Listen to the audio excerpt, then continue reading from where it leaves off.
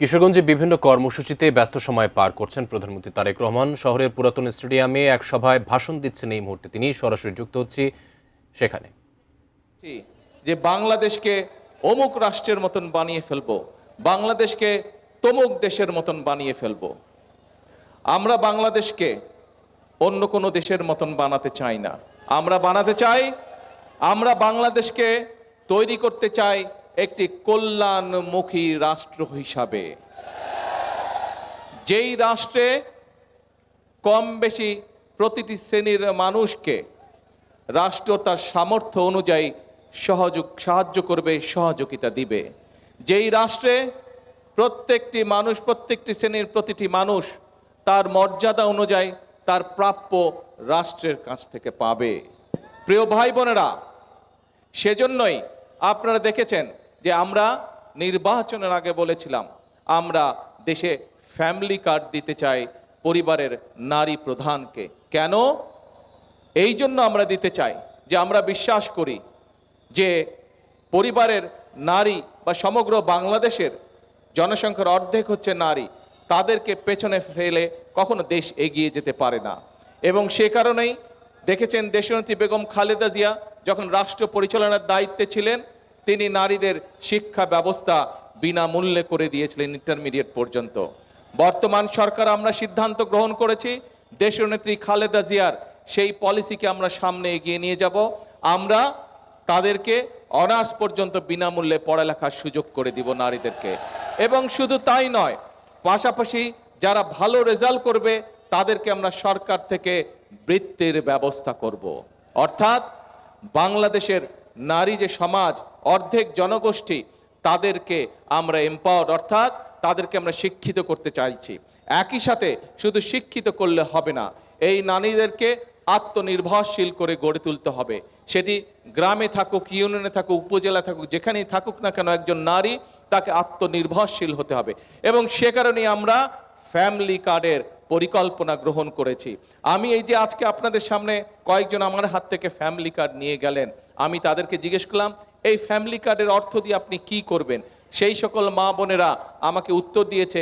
কেউ বলেছে যে সন্তানদের লেখাপড়া যাতে সঠিকভাবে হয় এই টাকা তার জন্য খরচ করব। কেউ বলেছে যে বয়স হয়ে গেছে, আমি ওষুধ কিনতে পারি না, এটা দিয়ে আমি ওষুধ কিনবো। কেউ বলেছে সংসারের আয় রুজি বাড়ানোর জন্য ছোট করে একটি পুঁজি বিনিয়োগ করব এখান থেকে। অর্থাৎ সংসারকে সুন্দরভাবে শক্তিশালী ভিত্তির উপরে গড়ে তুলবে, সন্তানদের লেখাপড়া, নিজেরকে সুস্থ রাখা, একই সাথে তাকে পুরো পরিবারকে অর্থনৈতিকভাবে ধীরে ধীরে একটি শক্তিশালী ভিত্তির উপরে প্রতিষ্ঠিত করা।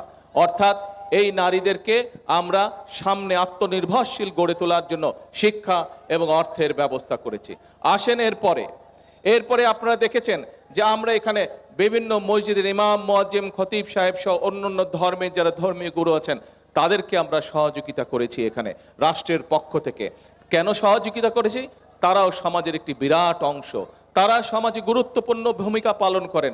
আমরা আমাদের জীবনের বিভিন্ন মোড়ে যখন বিভিন্ন রকম সমস্যায় পড়ি, তখন আমরা তাদের কাছ থেকে বিভিন্ন রকম পরামর্শ গ্রহণ করি। অর্থাৎ আমাদের ধর্মে, যে কোনো ধর্মে, একজন মানুষের জন্ম থেকে মৃত্যু পর্যন্ত এই মানুষগুলো বিভিন্ন রকম সহযোগিতা এবং পরামর্শ করে থাকেন। কাজে এই মানুষগুলোকেও আমরা চাই তারাও অর্থনৈতিকভাবে আত্মনির্ভরশীল হয়ে থাকুক, গড়ে উঠুক, তাদেরকে আমরা পিছনে ফেলে রাখতে পারি না। সমাজের এই মানুষগুলোর জন্য আমরা সেই জন্য এই ব্যবস্থা করেছি, এই ভাতার ব্যবস্থা করেছি। আসেন প্রিয় ভাই বোনেরা, এরপরে হচ্ছে কৃষি। সমগ্র বাংলাদেশের অধিকাংশ মানুষ এখনো কৃষি পেশার সাথে জড়িত। বাংলাদেশ হচ্ছে একটি কৃষি প্রধান দেশ। দেশের জনসংখ্যার অর্ধেকেরও বেশি মানুষ প্রত্যক্ষ বা পরোক্ষভাবে এই কৃষির সাথে জড়িত। আমরা নির্বাচনের সময় বলেছিলাম যে ঠিক ফ্যামিলি কার্ডের মতন আমরা এই দেশের কৃষক ভাইদের পাশে দাঁড়াতে চাই, তাদেরকে আমরা রাষ্ট্রের পক্ষ থেকে সহযোগিতা করতে চাই, যাতে করে আমাদের কৃষক ভাইরা ধীরে ধীরে শক্তিশালী অর্থনৈতিক ভিত্তির উপরে গড়ে উঠতে পারে, যাতে করে তারা আত্মনির্ভরশীল হতে পারে অর্থনৈতিকভাবে। সেই জন্য আমরা তাদেরকে কৃষক কার্ড দেওয়ার পরিকল্পনা গ্রহণ করেছি এবং এই পরিকল্পনা আমরা এর মধ্যে বাস্তবায়নেরও কাজ শুরু করেছি। শুধু তাই নয়, আপনাদের নিশ্চয়ই মনে আছে, আপনারা অনেকেই জানেন, আমরা নির্বাচনের আগে বলেছিলাম যে আল্লাহর রহমতে বিএনপি সরকার গঠন করতে সক্ষম হলে বাংলাদেশে যে সকল কৃষক ভাইদের কৃষি ঋণ 10,000 টাকা পর্যন্ত আছে, সেই কৃষি ঋণ আমরা 10,000 টাকা পর্যন্ত কৃষি ঋণ সুদ সহ মৌকুফ করব। আল্লাহর আমাদের সরকার গঠন করার পরে আমরা প্রথম সপ্তাহে মন্ত্রী পরিষদের বৈঠকে বাংলাদেশের 13 লক্ষ কৃষক যাতে 10,000 টাকা পর্যন্ত কৃষি ঋণ ছিল সেটি আমরা মৌকুফ করেছি। প্রিয় ভাই বোনেরা, এরপরে আসুন তরুণ সমাজ বা শিক্ষার্থী আমাদের সন্তানদের লেখাপড়ার বিষয়। এখন যারা ছোট আছে, স্কুলে যারা আছে, কলেজে যারা আছে, এই ছেলে মেয়েগুলোর মধ্যে এই সন্তানদের ভিতরে অনেকে আছে লেখাপড়ায় ভালো, অনেকে আছে বিভিন্ন রকম কালচারাল অ্যাক্টিভিটিসে ভালো, কেউ হয়তো ভালো গান করে, কেউ হয়তো ভালো কবিতা আবৃত্তি করে, কেউ হয়তো ভালো কেরাত পাঠ করে। এদের মধ্যে অনেকেই আছে, কেউ হয়তো ফুটবল ভালো খেলে, কেউ হয়তো ক্রিকেট ভালো করে। আমরা সেই জন্য কি করেছি, আমরা নতুন কুড়ি নামক যেই অনুষ্ঠানটি শহীদ রাষ্ট্রপতি জিয়াউর রহমান চালু করেছিলেন সেই অনুষ্ঠানটি আবার চালু করা হয়েছে। এবং শুধু তাই নয়, আমাদের দেশের সন্তানদের মধ্যে থেকে প্রতিভাকে বের করে নিয়ে আসার জন্য আমরা এর পাশাপাশি কালচারাল অ্যাক্টিভিটিসের পাশাপাশি আমরা তাদের মধ্যে যারা ভালো খেলোয়াড় হতে পারে, ভবিষ্যতে খেলোয়াড় হতে পারে, অর্থাৎ ক্রীড়াকে শুধু ডাক্তার ইঞ্জিনিয়ার না, শুধু উকিল ব্যারিস্টার মোক্তার না, ক্রীড়াও যাতে একটা পেশা হতে পারে সেই জন্য সেভাবে আমরা আমাদের ভবিষ্যৎ সন্তানদেরকে গড়ে তুলছি। সেই জন্য আমরা নতুন করে ক্রীড়ার আয়োজন করেছি। আপনারা দেখেছেন কয়েকদিন আগে প্রাইমারি স্কুলের প্রায় 22 লক্ষ, সারা বাংলাদেশে 22 লক্ষ ছেলে মেয়ে ফুটবল খেলা প্রতিযোগিতায় অংশগ্রহণ করেছিল। প্রিয় ভাই বোনেরা, সন্তানদের লেখাপড়া করার জন্য আমরা বলেছি তাদের পুরা সিলেবাস আমরা এমনভাবে তৈরি করতে চাইছি যেই সিলেবাস তৈরি করলে একটা ছেলে যখন, একটা মেয়ে যখন ক্লাস 1-এ ভর্তি হবে এবং ক্লাস 12 ইন্টারমিডিয়েট পড়া শেষ করবে তখন যাতে সে আত্মনির্ভরশীল হতে পারে। শুধু পড়ালেখা না, পড়ালেখার পাশাপাশি পড়ালেখা যখন শিখবে, যেমন শিখবে সে ঠিক একইভাবে সে বিদেশি 2টা ভাষায় কথা বলতে পারবে, সে একই সাথে খেলায় কোনো না কোনো মিনিমাম একটি খেলার মধ্যে সে এক্সপার্ট হতে পারবে, সে কোনো না কোনোভাবে একটি কালচারাল লাইনে এক্সপার্ট হতে পারবে। অর্থাৎ একটি সন্তানকে আমরা পরিপূর্ণ মানুষ হিসাবে তৈরি করতে পারি, যেই মানুষটি দেশেই হোক অথবা বিদেশেই হোক সে আত্মনির্ভরশীল হয়ে গড়ে উঠবে। অর্থাৎ আমরা বিএনপি বিশ্বাস করি যে আমরা যদি দেশকে উন্নতি করতে চাই তাহলে মানুষকে কখনো পিছনে রেখে বা মানুষকে সঠিকভাবে যদি আমরা তৈরি করতে না পারি দেশকে এগিয়ে নিয়ে যেতে পারা যাবে না। আমরা যতই বড় স্লোগান দেই না কেন, যত বড় স্লোগান আমরা দেই না কেন, মানুষকে যদি আমরা প্রত্যেকটি নাগরিককে, দেশের প্রত্যেকটি নাগরিককে যদি আমরা আত্মনির্ভরশীল হিসেবে গড়ে তুলতে না পারি, দেশের প্রত্যেকটি নাগরিককে যদি অর্থনৈতিকভাবে আমরা আত্মনির্ভরশীল করে গড়ে তুলতে না পারি তাহলে কখনোই আমরা দেশকে গড়ে তুলতে পারবো না। প্রিয় ভাই বোনেরা, আপনারা এখানে দেখেছেন অনেক মানুষ, এই যে এখানে একজন মানুষ একটু আগে একজন ডিসেবল মানুষ সে বক্তব্য দিয়ে গেছে যে তাকে আমরা একটি চাকরির ব্যবস্থা করে দেওয়া হচ্ছে সরকারের পক্ষ থেকে। আপনারা দেখেছেন আরো অনেকগুলো মানুষ এখানে গিয়েছে, তারা বিভিন্নভাবে, কেউ অসুস্থ, কেউ অন্যভাবে শারীরিক প্রতিবন্ধকতা আছে।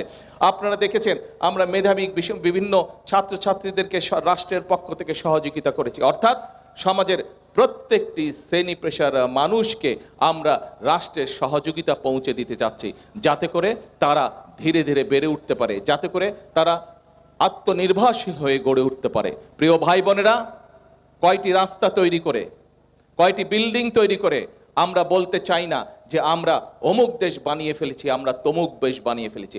আমরা বলতে চাই আমাদের রাজনীতি হচ্ছে, বাংলাদেশ জাতীয়তাবাদী দলের রাজনীতি হচ্ছে এই দেশের মানুষকে ঘিরে, বাংলাদেশ জাতীয়তাবাদী দলের রাজনীতি হচ্ছে এই দেশের জন্য রাজনীতি। সেই জন্যই আপনারা দেখেছেন এই যে একটু আগে আমি বললাম যে বাংলাদেশের অধিকাংশ মানুষ প্রত্যক্ষ বা পরোক্ষভাবে কৃষির সাথে জড়িত।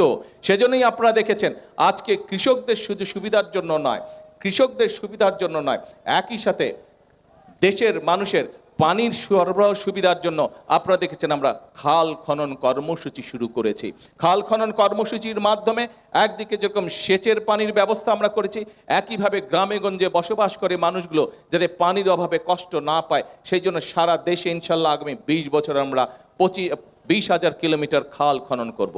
আপনারা নিশ্চয়ই প্রিয় ভাই বোনেরা দেখেছেন যে গতকাল আমরা প্রায় 1,23,000 শিক্ষক, সেটি প্রাইমারি সেকেন্ডারি সহ বিভিন্ন স্কুল কলেজের শিক্ষক যারা গত 4 বছর ধরে 2022 সালের পরে থেকে তারা তাদের অবসর ভাতা পায় নাই, সেই টাকাটা ভাবে বিগত স্বৈরাচারের সময় সেই টাকাটাকে বিভিন্নভাবে আত্মসাৎ করা হয়েছিল। এই আপনাদের সরকারে বিএনপি সরকার দল সরকার গঠন করার পরে গতকাল আমরা 1,23,000 শিক্ষকদেরকে আমরা তাদের পেনশনের ব্যবস্থা করে দিয়েছে, তাদের অবসর ভাতার একটি বড় অংশ তাদের কাছে পৌঁছে দিচ্ছি। অর্থাৎ আমাদের লক্ষ্যই হচ্ছে দেশের জন্য কাজ করা, আমাদের লক্ষ্য হচ্ছে দেশের মানুষের জন্য কাজ করা, আমাদের লক্ষ্য হচ্ছে দেশের মানুষের ভাগ্যের পরিবর্তন, আমাদের লক্ষ্যই হচ্ছে দেশের ভাগ্যের পরিবর্তন।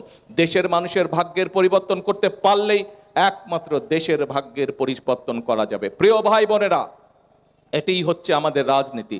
যেই রাজনীতি আপনাকে আত্মনির্ভরশীল হতে সাহায্য করবে, সেটাই হচ্ছে আমাদের রাজনীতি।